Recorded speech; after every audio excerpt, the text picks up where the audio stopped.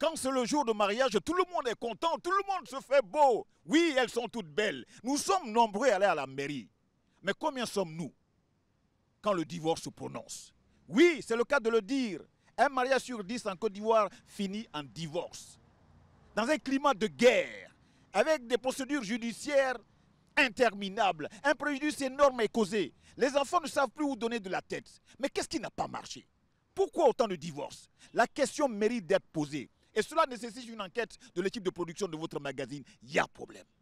Suivons-la et revenons sur ce plateau avec des personnes aussi de qualité pour en débattre sans faux fuyant. Ai-je besoin de vous rappeler que vous êtes sur la télé sans filtre et que vous suivez Il y a problème? Bonsoir.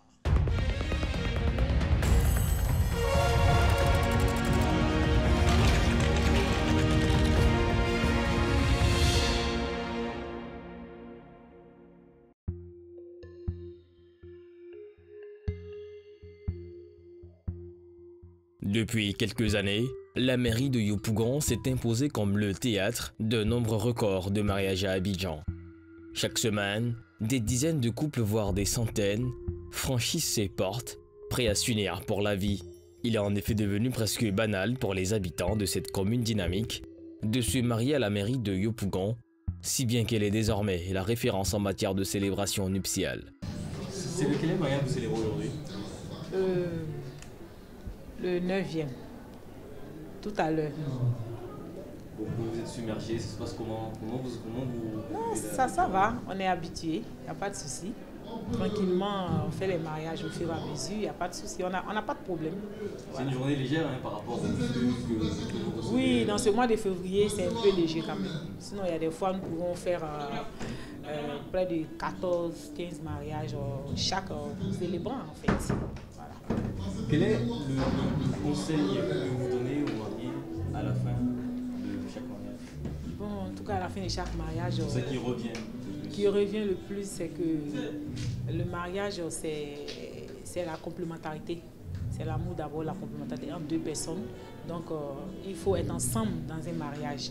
Il ne faudrait pas que chaque personne soit de l'autre côté. Il faut que les couples sachent qu'ils sont ensemble, ils sont venus pour se marier. Donc, ils doivent se donner la main pour pouvoir donc réussir cette union qu'ils viennent sceller devant des amis, devant des familles et autres. Ils doivent comprendre que la vie de couple n'est pas évidente, mais avec la communication surtout, je pense que les choses peuvent bien se passer au fil du temps. Les mairies, traditionnellement perçues comme des bastions de stabilité et des symboles de l'amour, se retrouvent aujourd'hui sous les projecteurs, indirectement accusées de contribuer à une réalité bien moins réjouissante, le divorce. Bengali Koulibaly, directeur de l'état civil à la mairie de Yopougon, observe de près cette évolution. Alors que le pays connaît une augmentation des divorces, les mairies deviennent malgré elles le miroir d'une problématique sociale grandissante. Les gens ne se préparent pas assez avant d'aller au mariage. Avant d'aller au mariage, ils ne sont pas totalement bien préparés. Souvent, c'est pour des problèmes de dossiers, de documents. Il y en a même, c'est pour des problèmes de voyage. Et donc, ils courent, ils se marient, ils s'en vont. Et après, on se rend compte que ce n'est pas la personne qu'il fallait, qu'on a rencontrée, avec qui on s'est mis. Et puis, ça peut aboutir à cela. Donc, c'est pour cette raison, nous, pour pouvoir pallier à cet état de fait, nous avons un partenariat avec un coach matrimonial qui vient les vendredis, justement le jour des entretiens, qui vient entretenir les mariés, leur expliquer la vie conjugale, et leur expliquer aussi les dispositions à prendre et leur mettre dans la tête qu'il ne faut pas se précipiter comme ça. Mais lorsqu'on s'engage, voilà ce qu'il faut, voilà ce qu'il faut. Et au point de vue de la tolérance et tout ça, toutes ces questions sont abordées par cette personne, mais aussi par les mères célébrants. Les mères célébrants, il y a une rubrique dédiée au conseil. Nous, on célèbre le mariage est célébré, c'est validé, vous êtes inscrit dans les registres et tout, mais lorsque le mariage doit faire l'objet de divorce, on se retrouve au tribunal. Et tout se règle à la justice. La mairie ne fait que porter la mention, enfin recevoir la réquisition, la décision de justice. Et lorsqu'on reçoit la décision de justice, nous on prend acte et nous portons la mention dans le registre. Et cela se répercute maintenant sur l'acte de mariage et l'acte de naissance plutôt du marié. Et c'est le travail que nous faisons. Sinon, le divorce, c'est l'affaire de la justice. C'est pas l'affaire. Le mariage, c'est l'affaire de la mairie, mais le divorce, c'est l'affaire de la justice. De plus en plus de jeunes couples choisissent, sans réellement réfléchir aux conséquences, de se lancer dans l'aventure sans se rendre compte de l'implication profonde de cet engagement. Une fois le rêve éveillé, l'issue semble parfois être le divorce, tout aussi rapide et simple à obtenir. Il y a une procédure, un processus, une procédure bien définie. Il y a des documents à fournir. Lorsque vous rentrez dans ce cadre, juridiquement, si tout est normal, tout est correct, nous, on réceptionne le dossier. Si vous êtes en règle vis-à-vis de la loi, au niveau de la documentation, au niveau de la procédure, nous, on célèbre le mariage. Nous n'avons pas, la mairie n'a pas l'attitude d'aller enquêter pour dire que c'est un arrangement, non. Mais lorsque ce que nous demandons comme documentation, par exemple, quelqu'un qui est un étranger qui arrive pour se marier à la mairie de Yopougon, il faudrait que la personne soit en mesure de produire un certificat de capacité matrimoniale qui va déterminer le fait que la personne n'ait pas contracté le mariage ailleurs avant de venir ici. Donc tout le monde est mis en contribution, même le consulat et tout ça. Et donc lorsque nous recevons cette documentation, nous sommes sûrs que nous sommes en face de quelqu'un qui n'a pas d'autres engagements ailleurs. Et dans ce sens, à partir de ce moment, si tous les documents sont au complet, tous les documents sont en règle, nous procédons à la validation du document et la personne est programmée pour le mariage. Et bien entendu, les dossiers sont déposés au moins deux mois avant. Hein. La mairie de Yopougon, en dépit de sa réputation, fait face à une véritable remise en question de son rôle dans cette dynamique. Les autorités doivent désormais concilier l'accessibilité de l'institution à un large public tout en repensant peut-être à la manière dont elle encourage le mariage. Un mariage qui, dans certains cas, semble trop précipité, au point que certains y voient un facteur aggravant dans le climat de divorce galopant. Yves, la quarantaine, a mis fin à son mariage après 8 ans. Un divorce qu'il n'avait pas envisagé. Il évoque une incompréhension mutuelle comme raison principale et, avec son ex-compagne, ils ont opté pour un divorce par consentement mutuel, évitant ainsi une longue bataille judiciaire. C'est un divorce par consentement mutuel. Donc déjà, chacun de nous essaie de faciliter à l'autre la tâche. Il n'y a pas grand-chose à lutter, on ne cherche pas à s'entre-déchirer. Concernant la garde des enfants, dans le cadre du consentement mutuel, il faut établir une convention de garde. Avec les activités, moi je bouge un peu plus, je bouge beaucoup. La question va être très facile à régler. La convention est en cours de réalisation, donc on n'a vraiment pas de problème. Comme je vous l'ai dit, on est tranquille. Vous en êtes où au niveau de la procédure judiciaire? La procédure, elle suit son cours tout doucement, puisqu'il n'y a rien qui presse. On ne sait jamais ce que la vie nous réserve. Mais en tout cas, la procédure, elle est là, tout doux. Aujourd'hui, est-ce que vous imaginiez aujourd'hui lancer une procédure de divorce avec... Non, jamais, parce que, à vrai dire, quand moi je rencontre mon épouse, bon, elle est encore mon épouse, quand je rencontre mon épouse, c'est elle qui me coach sur certains points. Et c'est un vrai partage d'expérience. Donc, on ne se marie pas pour imaginer divorcer. C'est les choses de la vie, c'est le comportement de tout un chacun, c'est le manque de communication, c'est peut-être le manque d'acceptation des gestes de l'autre qui produit ceci. C'est vraiment difficile pour deux personnes qui ont partagé leur vie de se séparer au point d'imaginer le faire. Ça s'impose à nous. Au fil du temps, les disputes incessantes avaient remplacé le dialogue, remplaçant leur relation en un champ de bataille.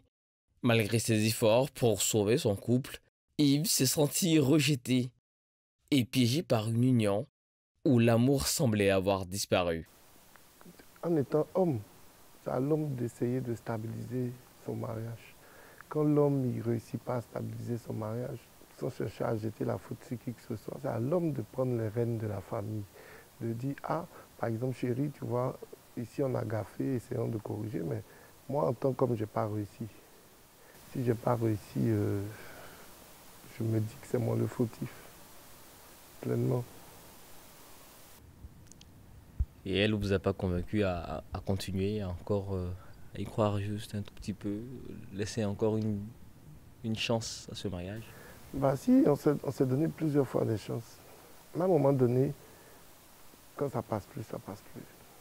Il y a des erreurs qu'on peut commettre qui sont, on ne dira pas irréparables, mais qui laissent toujours une marque indélébile. Et quand cette marque devient plus grande, c'est des frustrations à tout moment, de part et d'autre. C'est comme se faire du mal à soi-même. Donc la meilleure solution, c'est de mettre fin au carnage.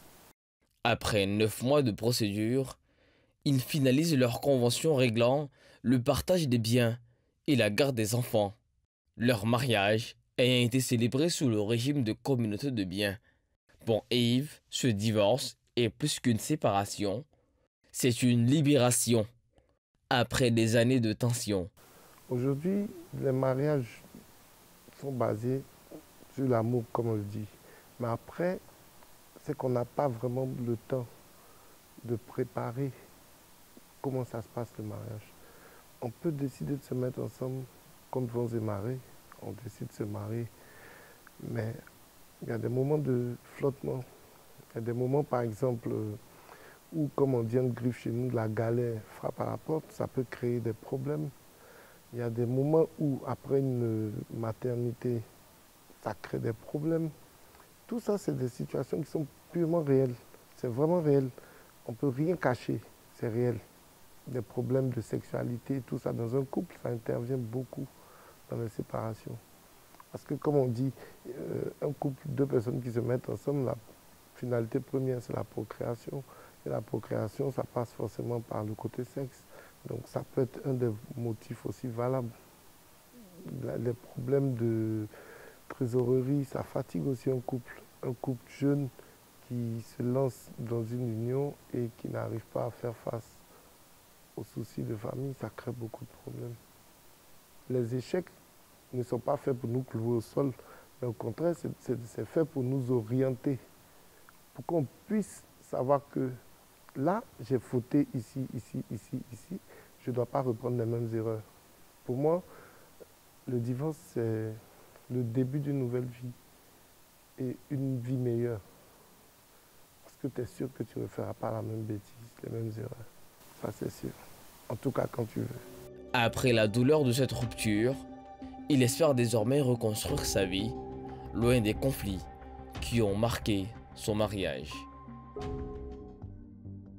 En 2023, les demandes de divorce ont atteint 2848, soit une hausse de 315 par rapport à 2022.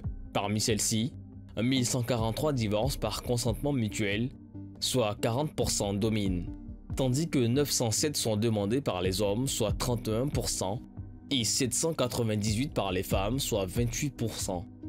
Le taux de divorcialité est de 98 divorces pour 1000 mariages, soit un mariage sur 10 qui se termine en divorce. Ce phénomène reflète un changement profond des mentalités.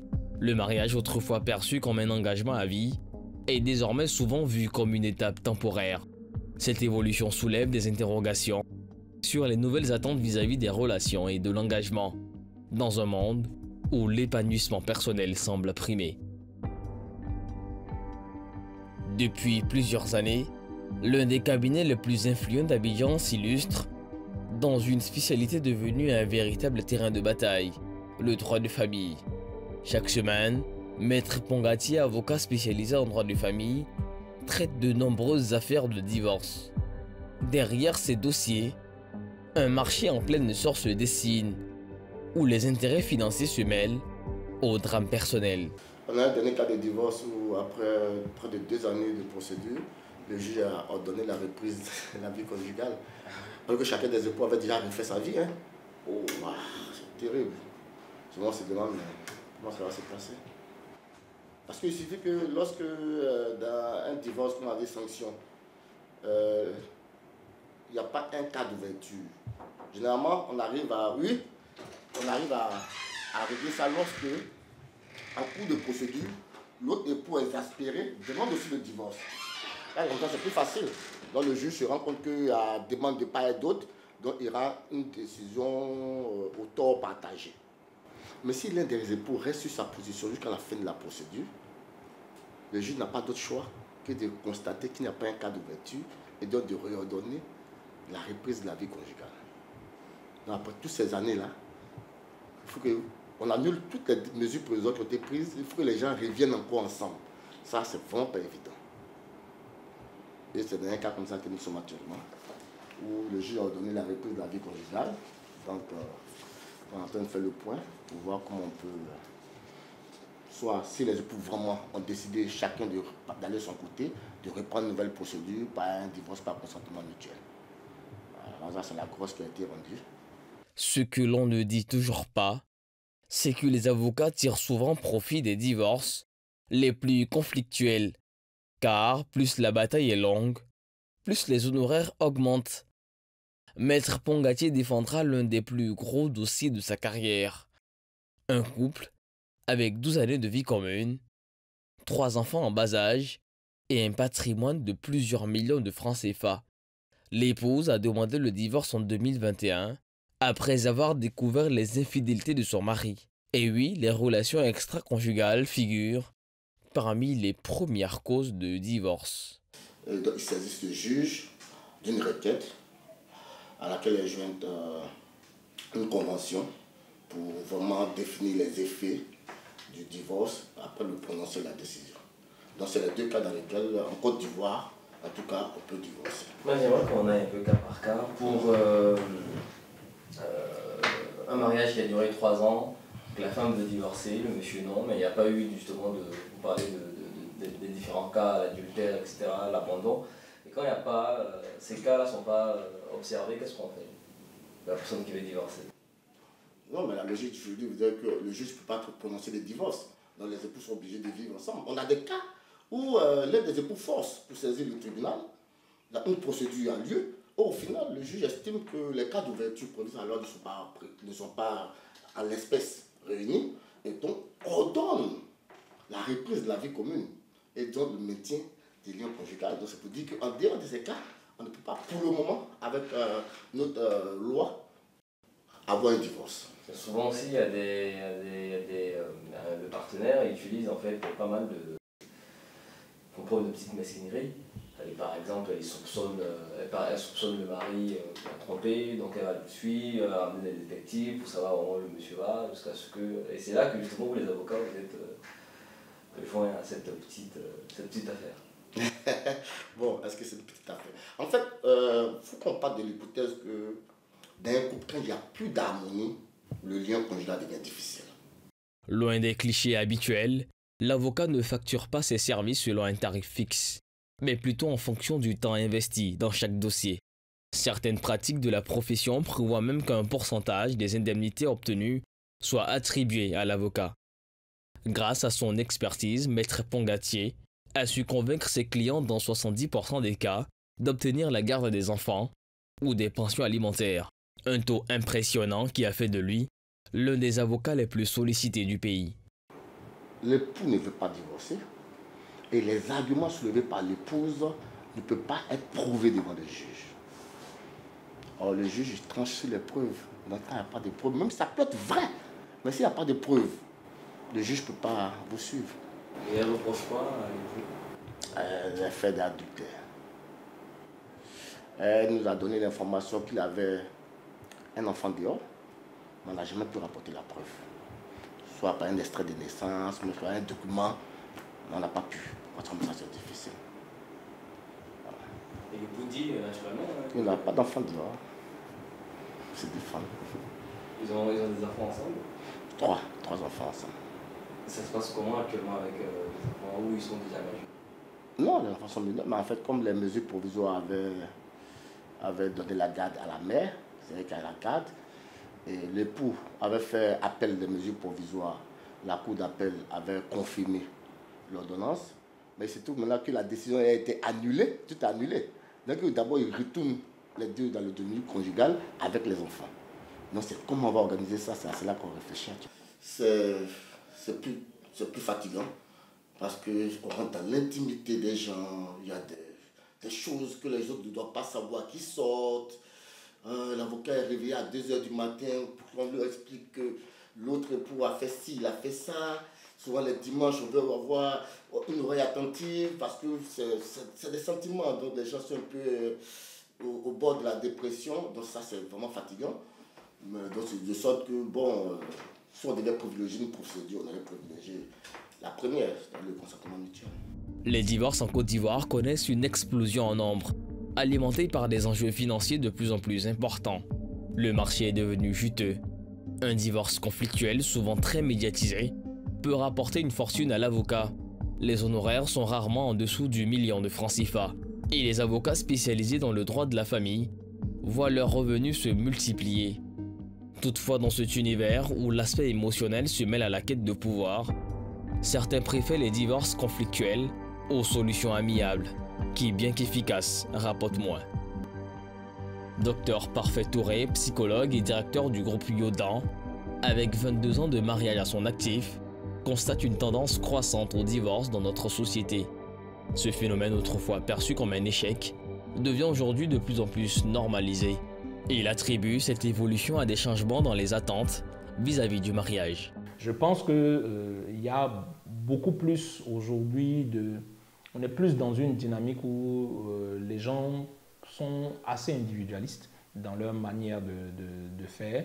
On ne fonctionne pas forcément en se disant qu'on est deux, ou on se dit souvent qu'on est capable de se gérer, de s'auto-gérer. Ensuite, les influences extérieures, aujourd'hui vous avez même des tendances où on vous parle d'union libre, par exemple, où des gens sont en couple, mais en fait, chacun vit sa vie.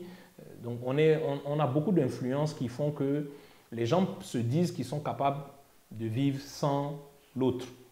Donc même quand ils rentrent dans le mariage, ils ne rentrent pas dans le mariage en se disant « je suis avec mon conjoint ou ma conjointe et nous devons construire quelque chose ensemble ».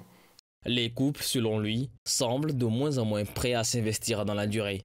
L'idée de stabilité à vie, autrefois centrale, a cédé la place à une vision plus éphémère du mariage. Le désir de bonheur personnel prime, souvent sur l'engagement mutuel, rendant la rupture plus facile à envisager. Vrai, on est mariés, mais bon, c'est pas parce que tu es mon mari que je peux pas faire ce que moi aussi j'ai envie de faire, etc., etc. Donc quand on est dans cette dynamique-là, c'est clair qu'on va forcément se retrouver dans des clashs. Quand on se marie, on veut construire quelque chose. On a deux tempéraments qui viennent avec deux cultures, deux éducations qui viennent se mettre ensemble pour essayer de construire quelque chose. Ça demande obligatoirement des compromis. Ça demande d'abandonner certaines choses, ça demande d'embrasser de nouvelles choses. Et c'est cet ensemble-là qui crée véritablement le mariage. Donc il n'y a pas que l'amour, il y a au-delà de l'amour qui reste, on pourrait toujours le laisser dans le grand chapeau de l'amour, mais il y a aussi cette maturité que les gens doivent pouvoir développer. Je préfère dire développer parce que c'est au fur et à mesure. Vous verrez les gens qui sont mariés depuis des années, ils vous diront clairement que même maintenant, 10 ans, 20 ans, 30 ans après, ils sont encore dans de l'aménagement, dans de la gestion, etc. Cette évolution est aussi alimentée par une pression sociale qui valorise la liberté individuelle. Dr Touré remarque que beaucoup préfèrent aujourd'hui se séparer plutôt que d'affronter les difficultés relationnelles. Les conflits deviennent ainsi un prétexte pour choisir la séparation au lieu d'une opportunité pour grandir ensemble. Certaines personnes, après un mariage, n'ont plus réussi à se remettre ensemble avec quelqu'un d'autre. Donc il y a ça. Il y a aussi tous les impacts qu'il peut avoir également sur le regard d'un point de vue de la société, que ce soit pour l'homme ou pour la femme. Quand il y a des enfants, il y a aussi le challenge de la gestion des enfants. Parce que souvent, les divorces se passent mal et puis ce sont les enfants qui sont au milieu qui payent les pots cassés parce qu'ils sont tiraillés à droite et à gauche. Chacun pense donner la bonne éducation, mais souvent, c'est plutôt de l'amadouage. On fait bon, je donne un peu plus à l'enfant, comme ça l'enfant va venir vers moi. L'autre côté, parce qu'on est peut-être un peu plus dur, etc., etc. Mais en fait, on fait du mal à l'enfant. C'est pas nous, on est déjà adultes, on va dire. Donc, c'est l'enfant qui va malheureusement prendre les pots cassés. Donc, il y a l'impact sur la famille, les enfants. Il y a l'impact sur l'individu lui-même. Il y a l'impact sur ses relations dans son environnement social. Et puis, bien entendu, il y a l'impact sur sa vie et parfois sa vie professionnelle. Moi, j'accompagne beaucoup les entreprises, par exemple, et souvent, les problématiques qu'on peut observer de contre-performance, d'absentéisme, parfois même de tableaux de dépression au sein de l'entreprise, on a l'impression que le facteur déclenchant, c'est une situation difficile au sein de l'entreprise, mais en général, cette situation-là crée le lit, en fait, vient s'asseoir sur le lit d'une souffrance morale qui peut provenir parfois de conflits dans le couple, etc. Donc pour dire que les conséquences sont diverses, plus ou moins graves en fonction de la manière dont les gens les vivent. Cependant, Dr Touré rappelle l'importance d'une communication ouverte et d'efforts communs pour préserver l'unité du couple. Il estime que les causes profondes des ruptures, souvent liées à l'absence d'écoute et de compréhension, doivent être adressées pour éviter la banalisation du divorce et restaurer les liens affectifs.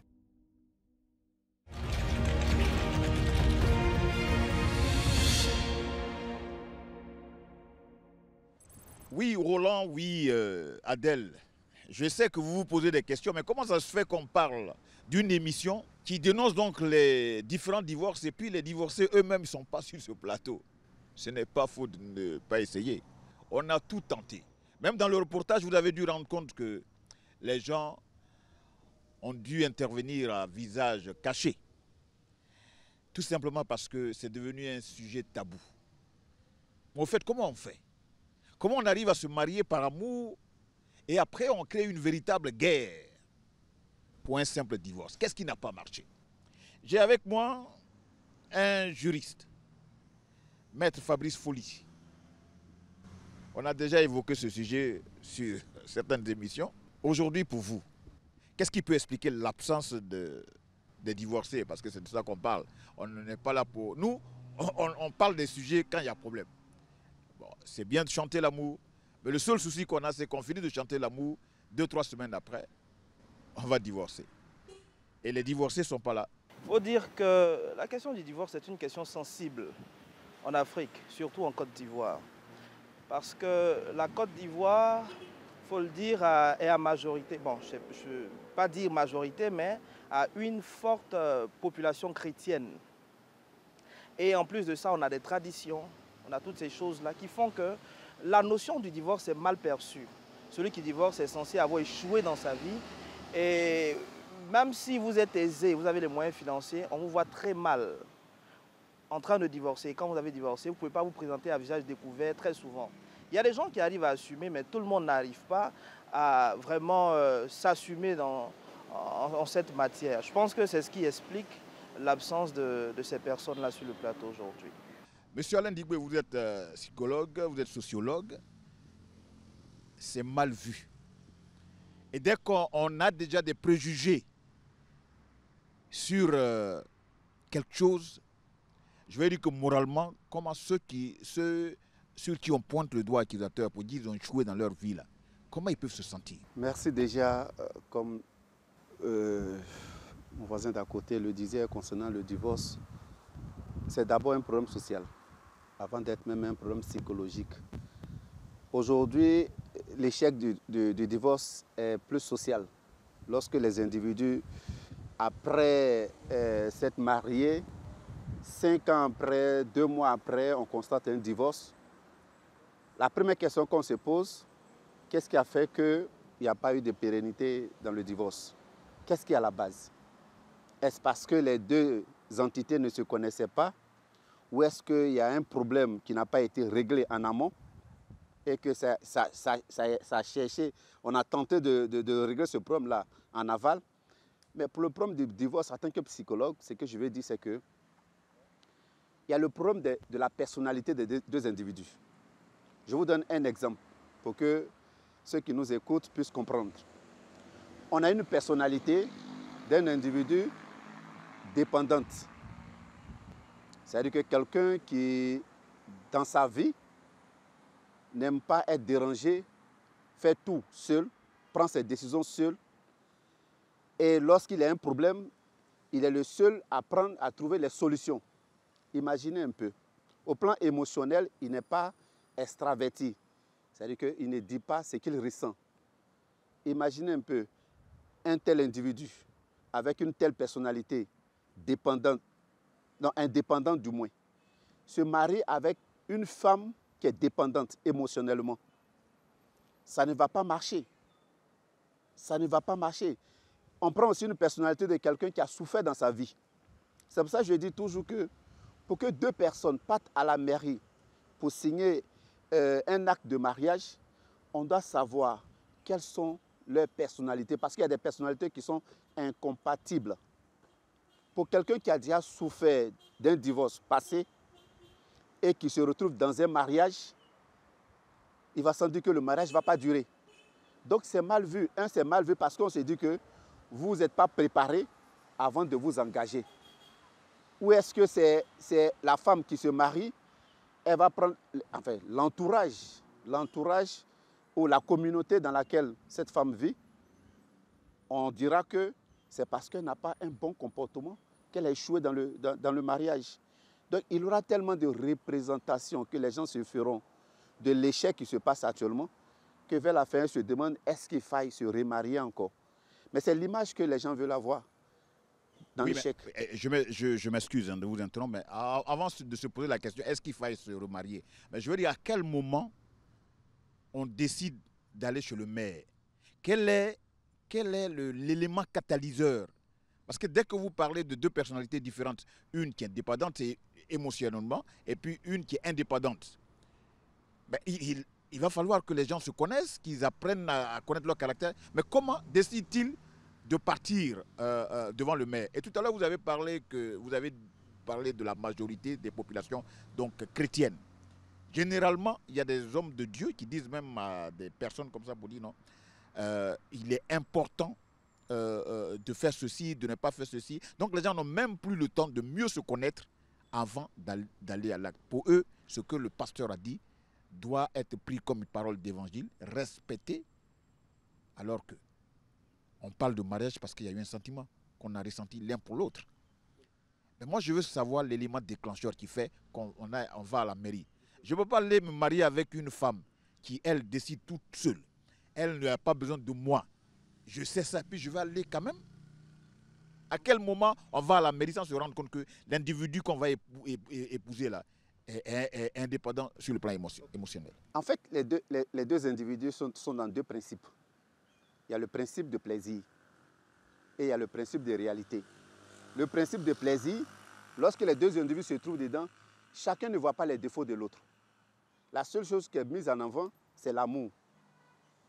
C'est l'amour qui est mis en avant. Parce que les deux sont encore mis ensemble pour aller vivre dans une maison. Mais c'est lorsqu'ils se trouvent dans le principe de réalité. C'est là que l'autre commence à connaître le comportement de l'autre. Quelques années après, là, ils sont dans un principe de réalité. Le principe de plaisir était en dehors d'une maison. Là, le mariage n'était pas encore consommé. Ils pouvaient se dire « je t'aime » ou « je veux de toi » ou « j'aime vraiment ce que tu fais ». Jeter même des fleurs à l'autre. On est encore dans le principe de plaisir parce qu'on aime l'autre. Donc, on est obligé de flatter l'autre pour demeurer avec lui. Mais lorsque on dépasse ce principe de plaisir et que maintenant, après le mariage, on rentre dans une maison, on est maintenant dans un principe de réalité. C'est là maintenant on comprend que cette personne que je viens d'épouser a une personnalité qui n'est pas acceptée ou acceptable. Alors, c'est à vous deux que je vais poser la question avant qu'on ne revienne donc sur les conséquences. Mais moi, généralement, on apprend que le sexe occupe une place importante dans les couples. Un couple qui a une confession religieuse, le guide leur dit, tant que vous ne vous mariez pas, vous n'avez aucun rapport à avoir entre vous. De façon religieuse, ce couple prend ça en considération. Et, chemin faisant, le mariage se fait et la femme découvre que son partenaire est sexuellement impuissant. Vous avez parlé de résilience. Ce cas-là, on fait quoi? Comment ça va être géré? Parce que vous avez dit tout à l'heure qu'on se marie pour le pire, pour le meilleur et pour le pire. Là, elle découvre là que son partenaire, parce qu'elle avait écouté son guide spirituel, qui lui a conseillé, c'est une bonne chose. Sauf que, aujourd'hui, on constate que, je n'ai pas dit tous les cas, mais beaucoup de gens se découvrent pendant le mariage parce qu'ils auraient écouté certains conseillers spirituels. Voilà, merci beaucoup. C'est une préoccupation qui revient tellement. C'est pour ça que certaines personnes, selon leur appréhension, pensent qu'il faut d'abord avoir les rapports pour mieux se connaître avant d'aller à la mairie. Mais le rapport sexuel n'est pas l'élément qui fait l'amour. Pas l'amour en tant que relation sexuelle, mais en tant qu'aimer la personne au-delà de toute cette considération qui tourne autour. Vous savez, lorsqu'il se rend compte que le monsieur en question n'est pas capable d'assumer ses responsabilités, la première réaction qui anime chaque partie, c'est la déception. Pourquoi? Parce que ces personnes ont idéalisé l'amour. Parce que selon eux, dans l'amour, c'est les relations sexuelles en un point fini, c'est le plaisir qu'on a dans l'amour. Au lieu de rendre cette relation idéale, c'est-à-dire que quand je dis, je souhaiterais que je rentre dans l'amour avec des principes. Si mon mari n'arrive pas, ou il est sexuellement, il n'est pas capable, ce n'est pas le rejeter qui est la solution, c'est trouver les solutions. La solution pour que ce mal qu'il a là, comment ça s'appelle, s'en aille. Mais ce n'est pas le divorce qui est une solution. Dès l'instant où tu as dit à la mairie, je l'accepte avec ses défauts, avec tout ce qu'il a, je l'accepte ainsi, il faut que tu te rappelles chaque fois que tu l'as déjà dit à la mairie. Vous voyez, ce qui fait la différence entre, ce n'est pas une politique que je fais, ce qui fait la différence entre l'église catholique et l'église évangélique, c'est qu'à l'église catholique, lorsque vous vous mariez, vous pouvez avoir des rapports, mais vous n'allez pas chez le prêtre. Parce que dès l'instant où vous partez chez le prêtre, vous sacralisez la relation. C'est pour ça que vous allez voir dans ces églises-là, les gens ne vont pas beaucoup voir les prêtres pour essayer de consolider ou essayer de bénir la relation. Ils attendent. Mais contrairement à l'église évangélique, dès qu'on finit la relation, dès qu'on finit le mariage, on va directement voir le pasteur pour qu'il bénisse. Pour qu'il bénisse. Lorsqu'il y a un problème dedans, tu ne peux plus. Parce que dès l'instant où le pasteur bénit, il a déjà rendu la relation sacrée. Donc tu ne peux plus divorcer. Quel que soit le problème que vous allez trouver dans la relation, tu seras obligé de rester dans la relation afin que les deux parties trouvent la solution. Mais dès l'instant où vous êtes mariés, le divorce n'a plus de raison d'être. En tant que chrétien, le divorce n'a plus de raison d'être. Donc s'il trouve son mari qui a ce genre de problème, ce n'est pas le divorce, c'est de s'asseoir et trouver la solution. Vous voulez dire quelque chose? Alors, vous savez que le droit a un caractère normatif. C'est-à-dire que le droit vient réguler les comportements et actes sociaux. Le divorce est un fait juridique. Le législateur donc prend la peine de régir les conséquences du divorce. Déjà, vous avez deux sortes de divorce. Le divorce par consentement mutuel, le divorce pour faute. Par consentement mutuel, des époux qui ont contracté mariage et qui estiment que ça ne va pas.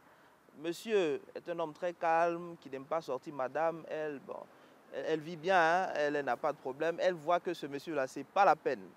La loi les autorise 2 ans après le mariage à formuler devant le juge une demande en divorce par consentement mutuel. On s'attrape les mains, on va devant le juge, on divorce. Cette procédure-là est vraiment simple. Vous pouvez prendre un avocat ou ne pas prendre un avocat, faites la requête, c'est vraiment simple, ça va vite, au bout de 2 mois, vous êtes divorcé.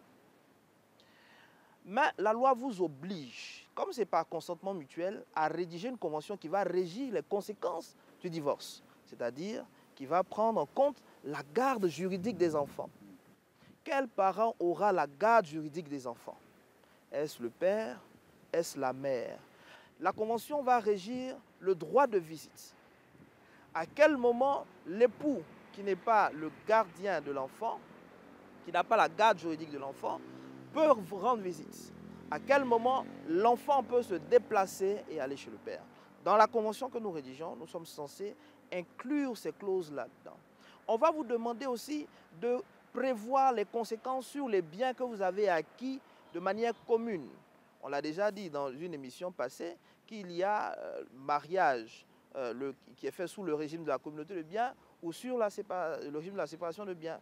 Quand vous êtes marié sous le régime de la communauté de biens réduite aux acquêts, tout ce que vous obtenez à partir du mariage, à quelques exceptions près, c'est-à-dire les donations, les legs et autres, sont communs.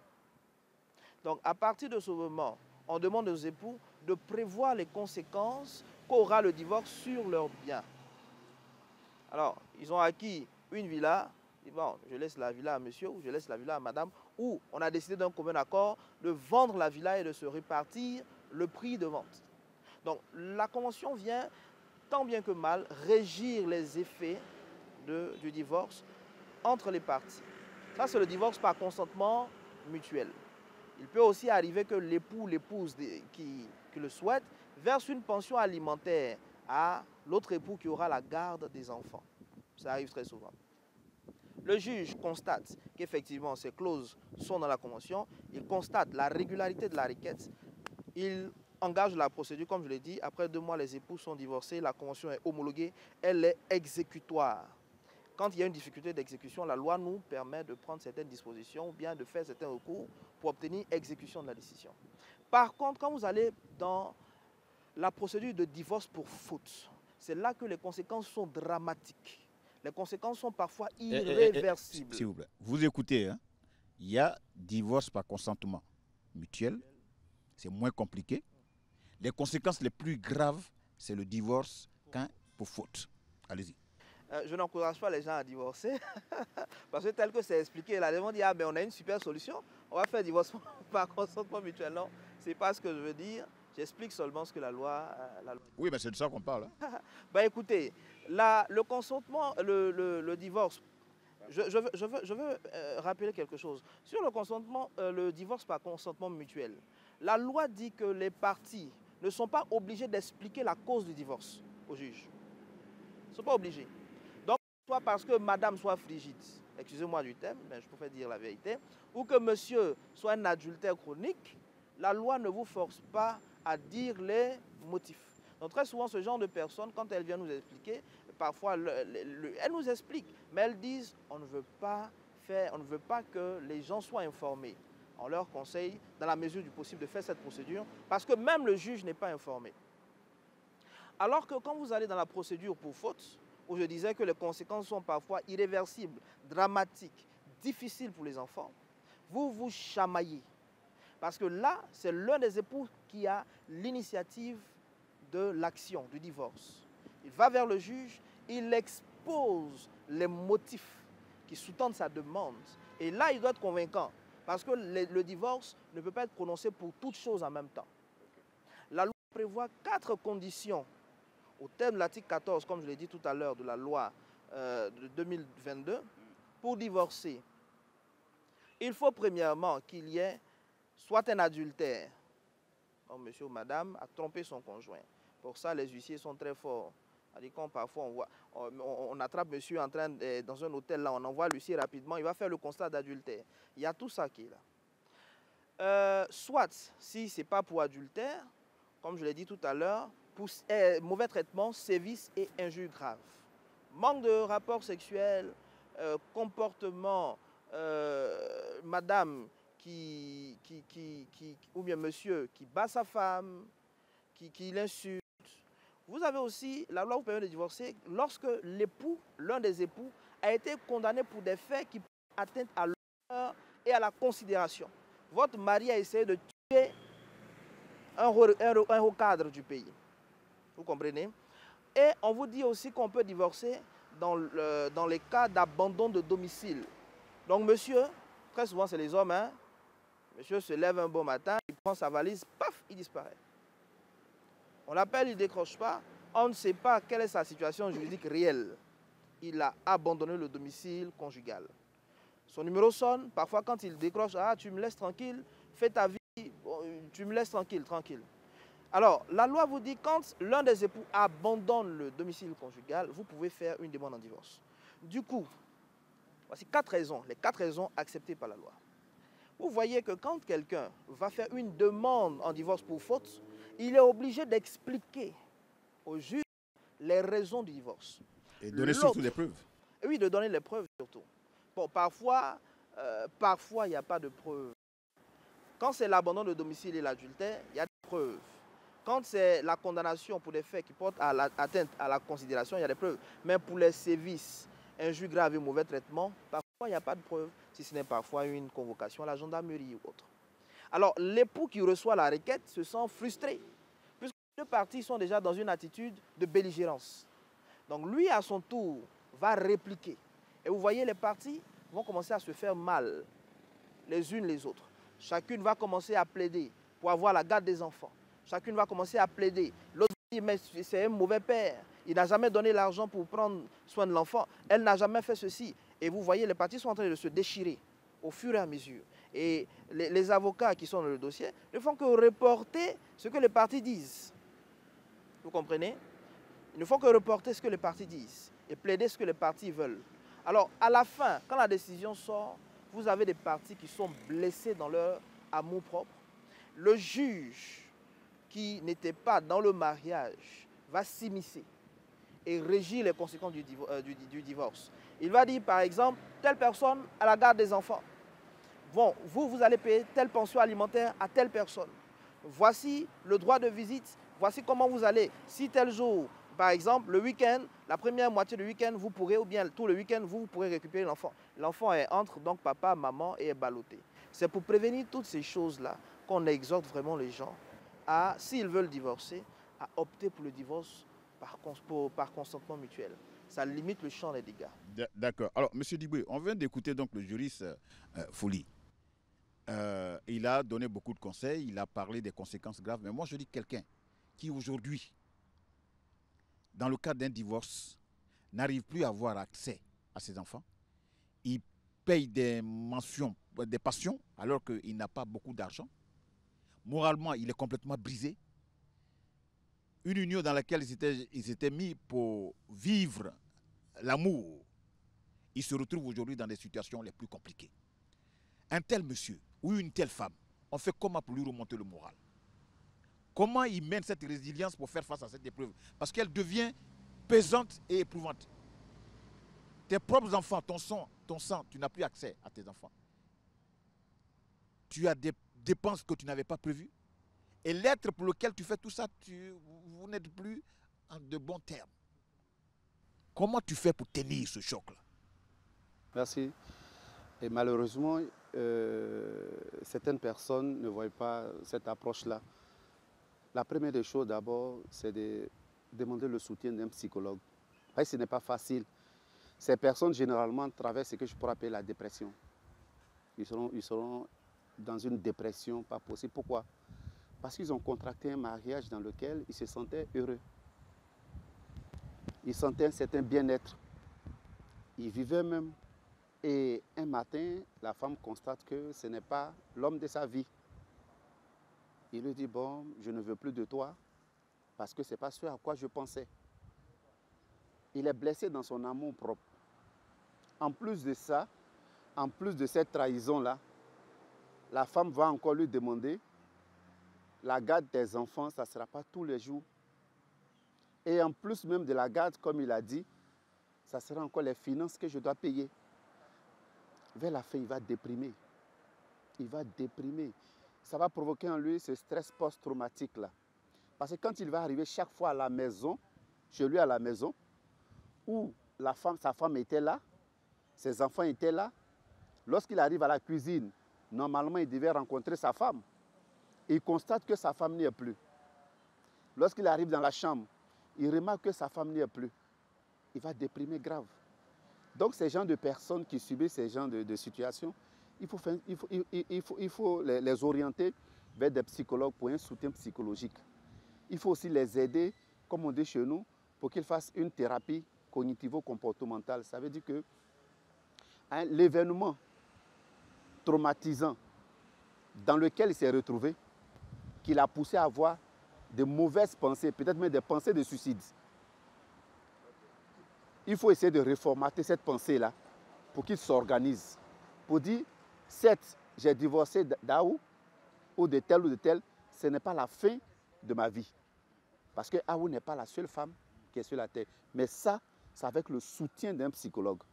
Sans ça, ce n'est pas évident qu'il s'en sorte. Seul, il ne peut pas s'en sortir. Il faudrait qu'il se fasse aider par un psychologue pour essayer de réorganiser sa pensée qui pouvait être une pensée suicidaire, comme je l'ai dit tantôt, à cause de la situation. Donc il faut lui apporter cette aide-là. Merci monsieur, j'aurais bien voulu vous garder encore longtemps parce que j'ai tellement d'éléments d'information que j'ai eu aujourd'hui. J'espère que nos téléspectateurs ont pris soin du contenu de vos différents messages.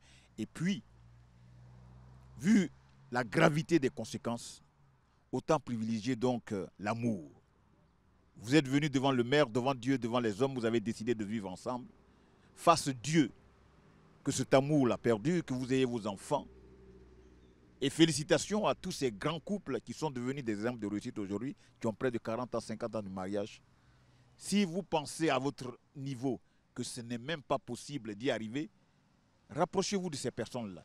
Parce qu'aujourd'hui, sur ce plateau, on a eu des spécialistes qui vous ont dit exactement ce à quoi vous devez faire face quand vous vous engagez dans des mariages et surtout dans des divorces. On se retrouve dimanche prochain pour un autre sujet. Merci de votre intérêt. Bonsoir.